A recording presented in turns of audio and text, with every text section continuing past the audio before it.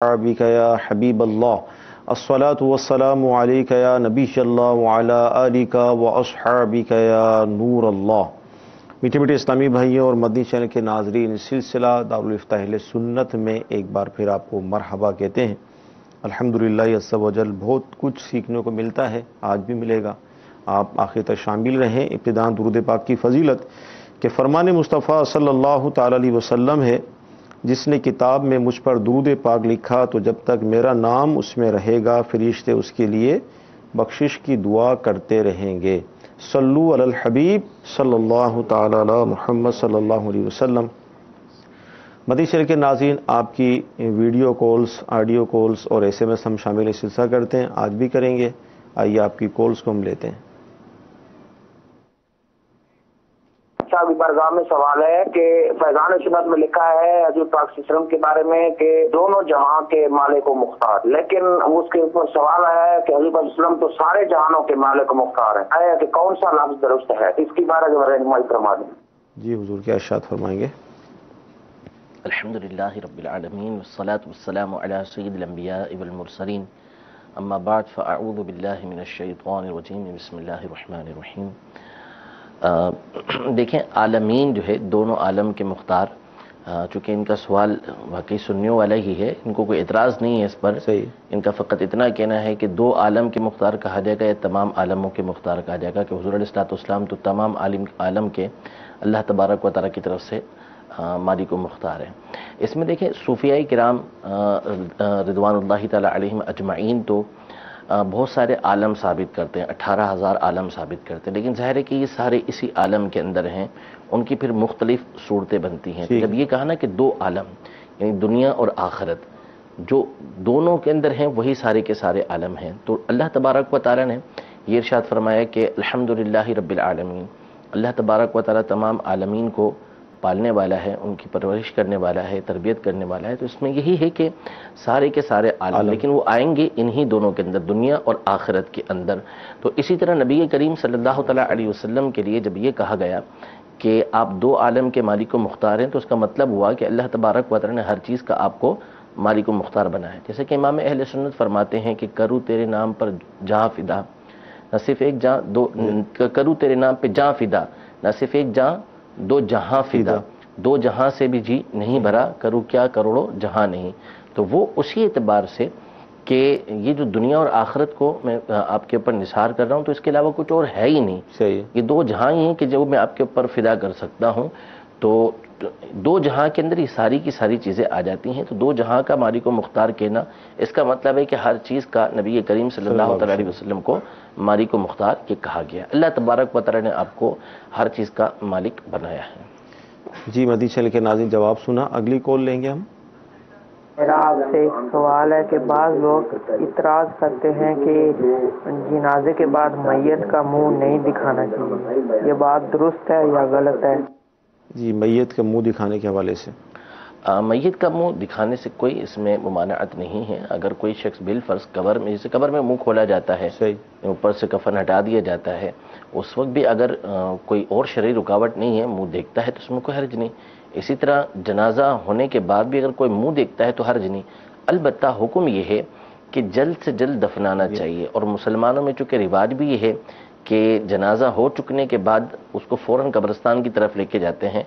अब आम तौर पे ज़ियारत का सिलसिला नहीं होता, तो इसलिए कोशिश ही होनी चाहिए कि फौरी तौर पर जनाजा, बल्कि इससे पहले के भी जितने मामलात हैं, सुन्नत इसमें यही है कि जल्द से जल्द किए जाएं। गुस्ल हो, कफन हो, तदफीन हो, जनाजा हो, ये सारे मामलात जो हैं इसमें जल्दी करना, ताजील करना, ये सुन्नत है। तो इसलिए काम फौरी होने चाहिए। लेकिन अगर बिलफर्ज किसी ने जनाजे होने के बाद भी चेहरा खोल दिया और उसकी ज़ियारत की गई, तो इसमें कोई गुनाह की बात नहीं है। होना ये चाहिए कि फौरी तौर पर दफन करने के लिए कब्रिस्तान की तरफ ले जाना चाहिए। जी, वीडियो सवाल लेंगे हम।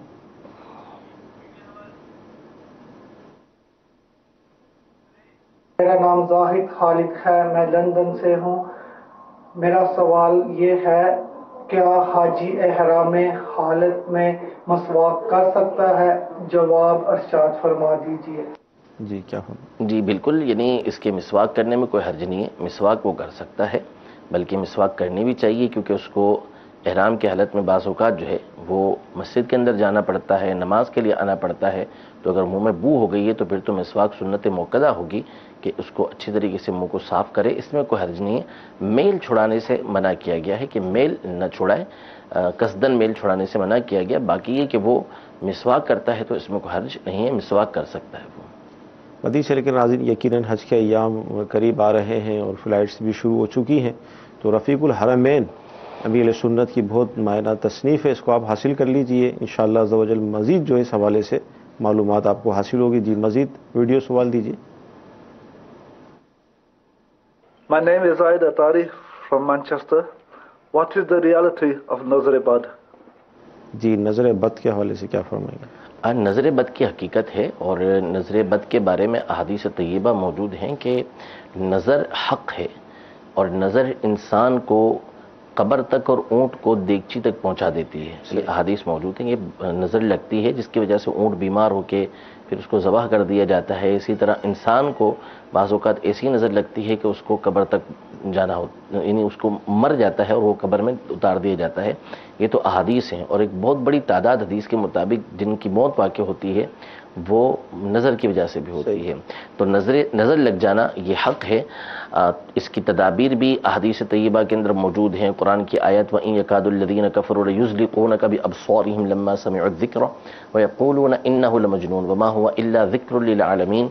یہ نظر بد کے لیے ہے، اور اس کے اندر تذکرہ بھی نظر کا موجود ہے کہ نظر سے محفوظ رہنے کے لیے یہ آیت پڑھی جاتی ہیں۔ اس کے علاوہ بہت سارے عملیات ہوتے ہیں کہ جو نظر بد اتارنے کے لیے ہوتے ہیں، کسی کو نظر لگ جائے تو نظر بہرحال حق ہے، اور نظر بعض اوقات اپنوں ہی کی لگ جاتی ہے، محبت شفقت کی وجہ سے لگ جاتی ہے، کسی سے جو ہے وہ کسی کے اوپر رشک آنے کی وجہ سے لگ جاتی ہے۔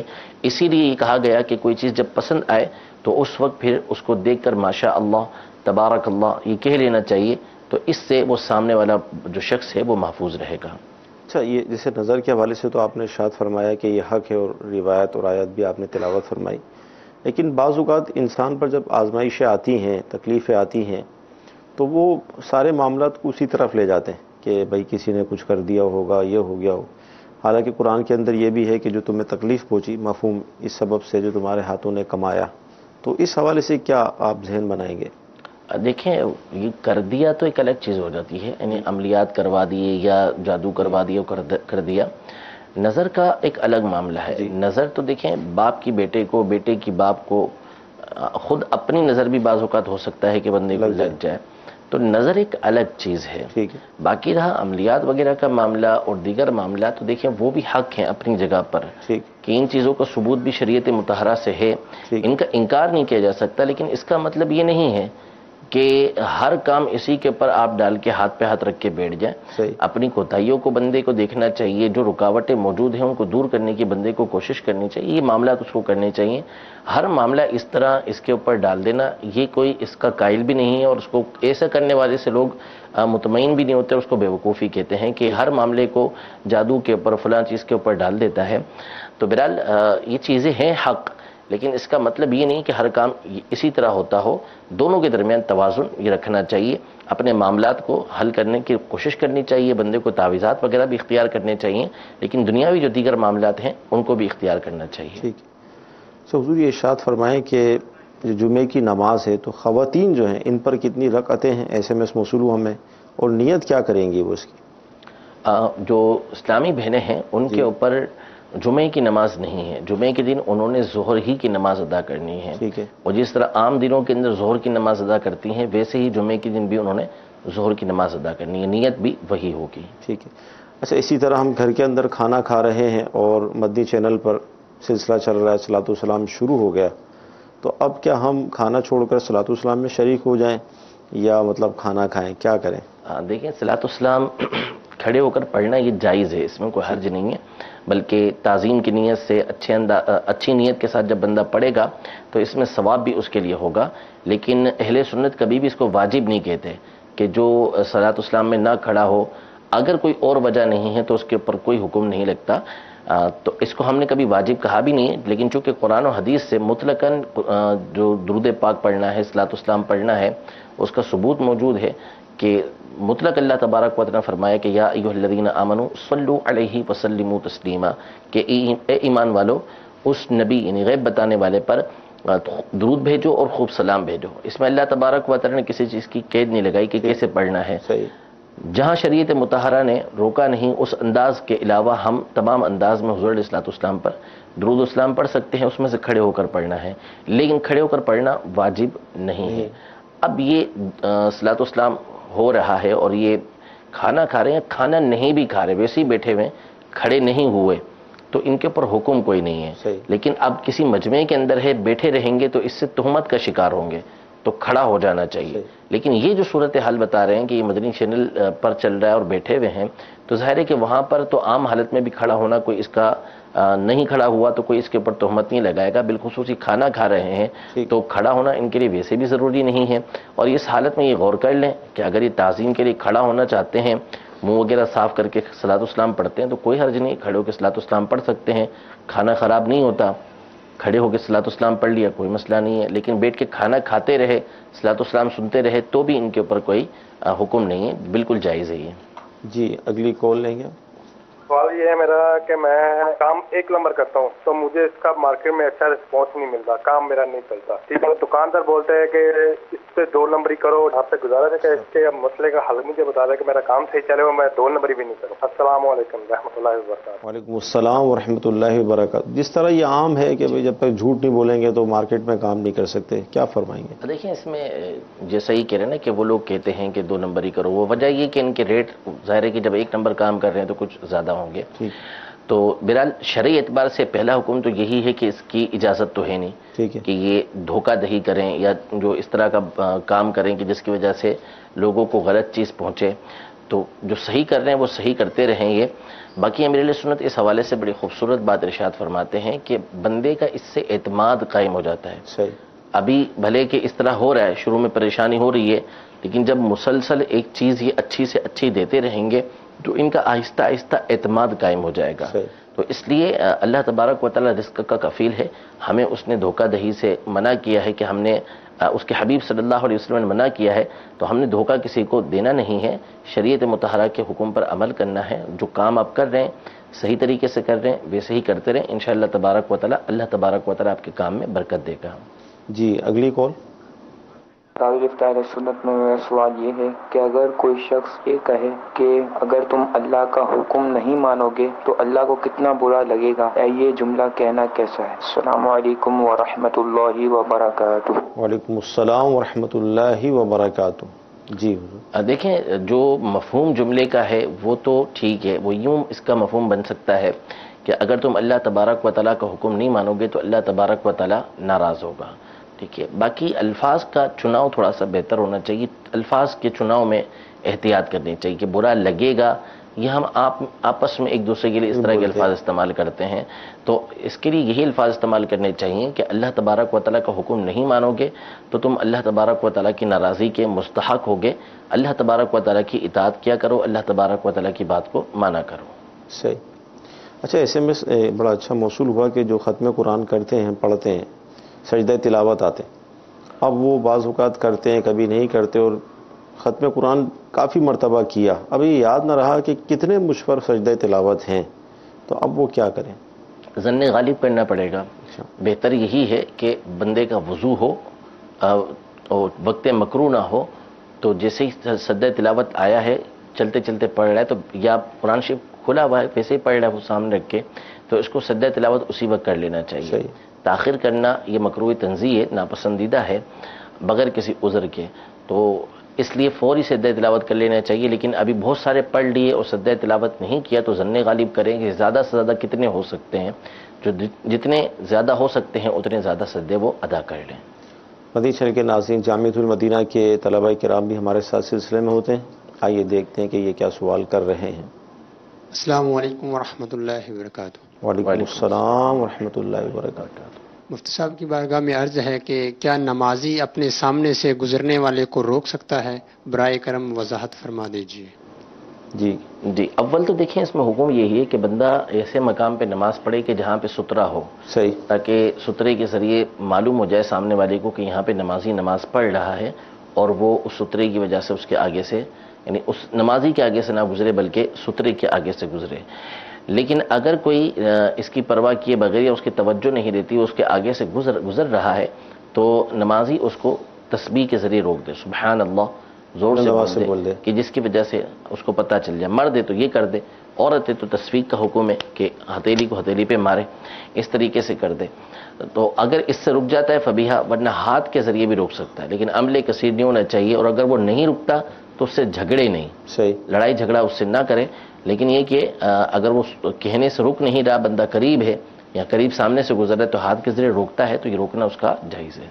ठीक जी, अगला वीडियो सवाल दीजिए। मेरा नाम मोहम्मद अजीज है। सफर हज में नमाज के क्या हकाम हैं? सफर हज में नमाज के हकाम, देखिए सफर हज में नमाज के अहकाम में कोई ख़ास तब्दीली नहीं होती। जैसे आम शख्स होता है, मुसाफिर बनता है, तो मुसाफिर के एतबार से उसके अहकाम तब्दील होते हैं कि अगर वो मुसाफिर है तो उसने ज़ोहर, असर और इशा के जो फ़र्ज़ हैं वो 4 की जगह 2 अदा करने हैं। ये मुसाफिर का हुक्म होता है। तो अगर ये भी सफ़र हज के दौरान जो है वो मुसाफिर बनते हैं तो इनके लिए हुक्म यही होगा जैसा कि आम मुसाफिर का हुक्म होता है। हाँ, अलबत्ता 2 हुक्म इसमें तब्दील होते हैं 2 मकामात पर। एक तो जो मकाम है वो है अरफात का, कि अरफात में अगर शराइत पाई जाए जो शरीयत मुतहरा ने मुकर्रर की हैं, तो वहाँ हुक्म ये है कि ज़ोहर और असर दोनों को एक ही वक्त में, यानी ज़ोहर के वक्त में मिलाकर पढ़ लिया जाएगा। लेकिन फ़ी ज़मानीना, हमारे ज़माने के अंदर इस तरह की शर्तें नहीं पाई जाती, तो इसलिए हुक्म यह है कि ज़ोहर और असर दोनों को उनके अपने अपने वक्त के अंदर अपने खैमे में बंदा पढ़ेगा। तो ये एक हुक्म है जो शराइत के पाए जाने की सूरत में होगा। दूसरा हुक्म जो तब्दील होता है नमाज के एतबार से, वो मुज़दलिफ़ा में होता है कि जब हम अरफात से मुज़दलिफ़ा की तरफ जाते हैं तो उसमें हुक्म ये होता है कि मगरिब की नमाज अरफात में अदा नहीं करनी।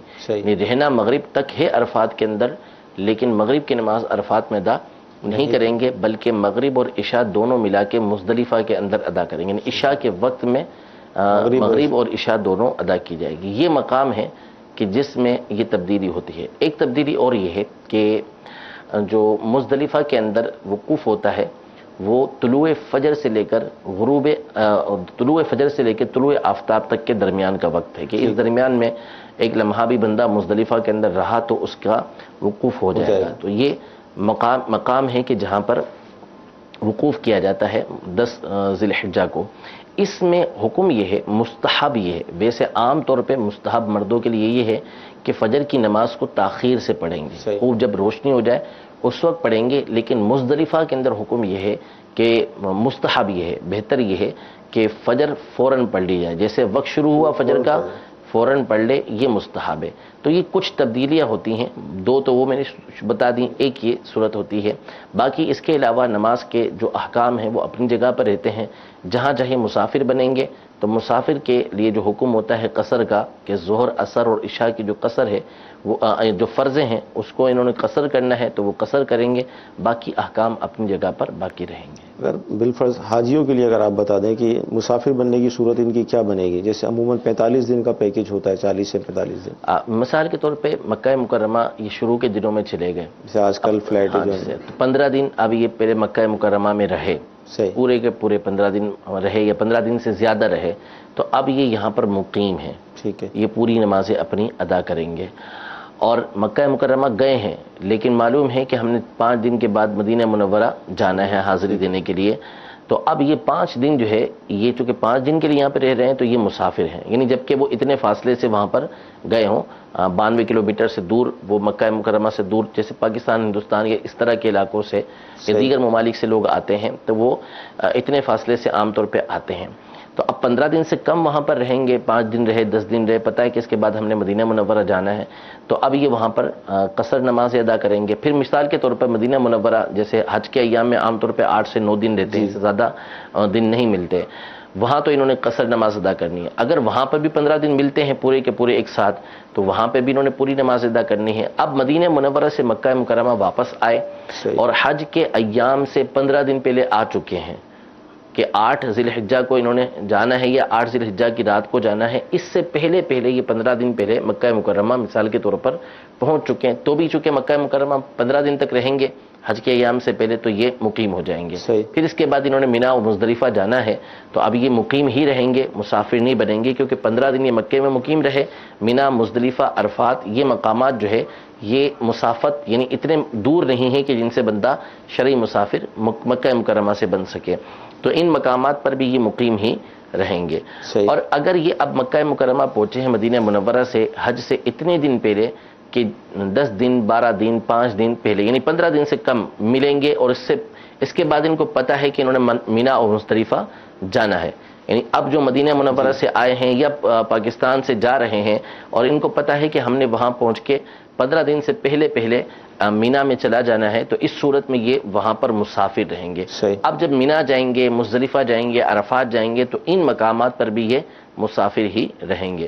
پھر وہاں سے فارغ ہو جاتے ہیں، فارغ ہونے کے بعد ان کو پتہ ہے کہ ہم نے مثال کے طور پہ 12 تاریخ کو یہ رمی کر کے وہاں سے یا 13 کو رمی کر کے وہاں سے یہ واپس مکہ مکرمہ آ گئے، اور اب ان کو یہ پتہ ہے کہ ہم نے مکہ مکرمہ میں 15 دن رہنا ہے پورے، تو اب یہ مکہ مکرمہ کے اندر مقیم ہوں گے، اور 15 دن سے کم رہنا ہے تو پھر اس صورت میں یہ مسافر ہوں گے۔ مدنی چینل کے ناظرین، حج پر جو جا رہے ہیں خوش نصیب عاشقان رسول، تو وہ مسافر کس طرح ہوں گے، کیا صورت بنے گی، آپ نے تفصیلی جواب سنا۔ اچھا، ابھی نمازی کے آگے سے گزرنے پر آپ نے ارشاد فرمایا کہ وہ ہاتھ کے ذریعے بھی ہم اس کو روک سکتے ہیں، تو اب یہ روکنا شرعاً ہم پر فرض ہے، واجب ہے، کیا ہے؟ فرض و واجب نہیں، روک سکتے ہیں، اس کی اجازت ہے۔ ٹھیک جی، اگلی کال لیں گے۔ مفتی صاحب کی بارگاہ میں میرا عرض ہے کہ جب جماعت کھڑی ہونے والی ہو یا جماعت میں کم وقت رہ گیا ہو، تو اگر کوئی اس وقت سنت موقعہ یا سنت غیر موقعہ پڑھ رہا ہے تو ہم اس کو منع کر سکتے ہیں کہ ٹائم کم رہ گیا، برائے کرم یہ آپ سنت ادا نہ کریں۔ السلام علیکم ورحمۃ اللہ وبرکاتہ۔ وعلیکم السلام ورحمۃ اللہ وبرکاتہ۔ روک سکتے ہیں؟ دیکھیں، روکنا اور منع کرنا، دیکھیں الفاظ کے چناؤ میں جو ہے نا وہ احتیاط ہونی چاہیے۔ آپ یہ نہ کہیں کہ آپ سنتیں نہ پڑھیں، آپ اس کو بتا دیں کہ ٹائم مثال کے طور پہ 2 منٹ کا باقی ہے یا 1 منٹ باقی ہے، اب آپ سنتیں شروع کریں گے، یعنی فجر کی سنتوں کے علاوہ ظہر کی سنتیں ہیں یا عصر کی سنتیں ہیں یا عشاء کی سنتیں ہیں، آپ وہ پڑھنا شروع کرے گا تو پتہ ہے کہ یہ پوری کر ہی نہیں سکتا، 1 منٹ باقی ہے، تو اس کو بتا دیں کہ بھائی 1 منٹ ہے، آپ پوری نہیں کر سکیں گے۔ اب جب اس کو پتہ چل جائے گا تو وہ رک جائے گا۔ آپ اس کو یوں باقاعدہ نہ بولیں کہ آپ اس وقت نماز نہ پڑھیں، کہ اس میں بعض صورتوں کے اندر فتنہ بھی ہو سکتا ہے، اور ہو سکتا ہے کہ پھر وہ بعد میں سنتیں پڑھے ہی نہ، تو عوام کو ایسے کاموں سے منع کرنے میں احتیاط برتنی چاہیے۔ تو الفاظ کا چناؤ آپ کا بہتر ہونا چاہیے کہ آپ اس کو اتنا کہہ دیں کہ بھئی نماز کا وقت کم رہ گیا ہے، آپ سنتیں پوری پڑھ نہیں سکیں گے، جماعت کھڑی ہو جائے گی۔ صحیح جی، اگلی کال۔ ہم پوچھنا چاہتے ہیں کہ جس پر قرضہ ہے وہ قربانی دے سکتا ہے کہ نہیں دے سکتا؟ قرضہ، جی بالکل، اصل میں قربانی جو ہے اس کے نصاب کو دیکھا جائے گا، فقط قرضہ ہونا، یہ نصاب، یہ جو قرضہ ہے یہ قربانی کو روکنے والا نہیں ہوگا، کیونکہ بعض اوقات قرضہ ہوتا ہے 10-15 ہزار روپے، لیکن بندہ جو ہے مالک جو ہوتا ہے وہ لاکھوں روپے کا ہوتا ہے، تو اب یہ چند ہزار کا اس کے اوپر قرضہ ہے، اور ویسے اس کے پاس نصاب کے اعتبار سے بہت سارا مال موجود ہے کہ اس قرضے کو مائنس کریں تو اس کے پاس نصاب باقی رہتا ہے، تو ظاہر سی بات ہے کہ یہ قربانی کی شرائط پائی جانے کی صورت میں ان کے اوپر قربانی لازم ہوگی۔ ہاں، قرضہ اتنا ہے کہ جس کی وجہ سے یہ صاحب نصاب ہی نہیں رہتے، تو پھر اس صورت میں ان کے اوپر قربانی واجب نہیں ہے، کرنا چاہیں تو جائز ہے، قربانی ہو جائے گی، لیکن چونکہ اس میں ہو سکتا ہے کہ جو قرض خواہ ہے وہ اعتراض کرے کہ یار آپ کا میرے اوپر قرض ہے، آپ میرا قرض ادا نہیں کر رہے اور قربانی کر رہے ہیں، تو یا تو اس کو قرض ادا کر دیں یا پھر اس کو اعتماد میں لے کے پھر قربانی کریں۔ لیکن یہاں پر ایک جو صورت ہوتی ہے، عام طور پہ ہمارے یہاں ایسا ہوتا ہے کہ چونکہ ایک رواج چلا ہوا آ رہا ہوتا ہے، ہمارے یہاں قربانی کی جاتی ہے، بہت سے لوگ جو ہے وہ اللہ تبارک و تعالیٰ کی رضا کے لیے بھی کرتے ہوں گے، لیکن ایک بہت بڑی تعداد ہے کہ جس کے عمل سے یہ ظاہر ہوتا ہے کہ یہ لوگوں میں چونکہ ایک معروف ہوتا ہے کہ یہ بڑے بڑے جانور قربان کرتا ہے، اور دکھاوے کی صورتیں نظر آ رہی ہوتی ہیں، تو اس لیے ایسا نہ ہو کہ آپ جو قربانی کر رہے ہیں مقروض ہونے کے باوجود آپ اس لیے کر رہے ہیں کہ لوگ کیا کہیں گے، کہ اگر میں قربانی نہیں کروں گا تو لوگ کہیں گے کہ یار اس نے قربانی نہیں کی اس سال، تو آپ کی نیت یہ نہیں ہونی چاہیے۔ اگر آپ نے قربانی کرنی ہے تو اللہ تبارک و تعالیٰ کی رضا کے لیے کریں، اور جو آپ کا قرض خواہ ہے اس کو پورے اعتماد میں لے کر پھر آگے قربانی کی ترکیبہ بنائیں، اس سے پہلے ایسا نہ کریں۔ ورنہ بہرحال قربانی کریں گے تو قربانی آپ کی ادا ہو جائے گی۔ مدنی چینل کے ناظرین، قربانی کے حوالے سے جمعرات کا جو دن ہے، جیسے کل انشاءاللہ عصر کے بعد ہم نے خاص طور پر یہی موضوع رکھا ہے اور قربانی کے ایام تک انشاءاللہ عز و جل اس کو لے کر چلیں گے۔ SMS بھی موصول ہو رہے ہیں تو انشاءاللہ مزید اس کو ہم کل شامل کریں گے۔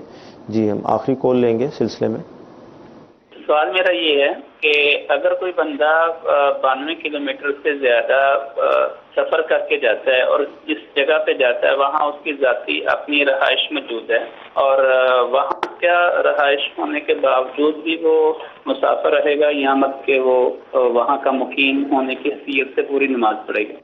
جی کیا فرماتا؟ دیکھیں، ایسا صرف ذاتی رہائش جس کا وہ مالک ہے یہ اس کو مقیم نہیں بنائے گی۔ یعنی اب مثال کے طور پہ دنیا میں مختلف ممالک کے اندر، مختلف شہروں کے اندر اس کی پراپرٹی موجود ہے، جب جاتا ہے اس کے اندر رہتا ہے، لیکن اس کا وطن اصلی جو ہے مثال کے طور پہ باب المدینہ کراچی ہے، اس نے لاہور کے اندر، پنڈی کے اندر مختلف مقامات پر اپنی جو ہے وہ پراپرٹی خریدی ہوئی ہے، مکانات خریدے ہوئے ہیں، تو فقط مکانات کا مالک ہونا یہ نہیں ہے کہ جو اس کو وہاں کا مقیم بنا دے گا، اس کی اپنی شرائط ہوتی ہیں۔ تو اگر یہ مثال کے طور پر باب المدینہ کے رہائشی ہیں، یہیں رہتے ہیں، یہیں پیدا ہوئے، ان کا وطن اصلی یہی ہے، تو اب یہ کہیں اور سفر کر کے جاتے ہیں، بھلے 92 کلومیٹر یا اس سے دور جاتے ہیں، لیکن جاتے ہیں 15 دن سے کم کے لیے ہیں، تو اگرچہ ان کی ذاتی رہائش وہاں پر موجود ہو، اپنی ملکیت والی موجود ہو، یہ وہاں پر مسافر ہی رہیں گے جبکہ 15 دن سے کم کے لیے جا رہے ہیں۔ باقی یہ کہ وطن اصلی کس طریقے سے باطل ہوتا ہے، دوسرا مقام وطن اصلی کیسے بنتا ہے، اس کی تفصیل ہے، اس کی شرائط ہیں، لیکن فقط جو ہے وہ کسی جگہ پر پراپرٹی کا مالک ہونا یہ اس کو وہاں کا مقیم نہیں بنائے گا۔ مدنی چینل کے ناظرین، سلسلہ ہوا، بہت اہم گفتگو ہوئی۔ کل انشاءاللہ عز و جل عصر کی نماز کے بعد پھر حاضر ہوں گے، کیونکہ جمعرات کو آپ کے علم میں ہے کہ دعوت اسلامی کے تحت دنیا بھر میں اجتماع شروع ہو جاتے ہیں، تو مغرب کی نماز کے بعد ہمارا جمعرات کو سلسلہ نہیں ہوتا بلکہ عصر کی نماز کے بعد ہوتا ہے۔ تو کل انشاءاللہ عز و جل قربانی کا جو ہمارا موضوع ہے انشاءاللہ یہ لے کر حاضر ہوں گے۔ اللہ تعالیٰ کی بارگاہ میں دعا ہے کہ اللہ تعالیٰ آج کا ہمارا سلسلہ اپنی بارگاہ میں قبول فرمائے، جو سنا ہے، جو سیکھا ہے، اس پر عمل کرنے کی توفیق عطا فرمائے۔ آمین۔ صلو علی الحبیب صلی اللہ تعالی علی محمد۔ گزارے کیسے زندگی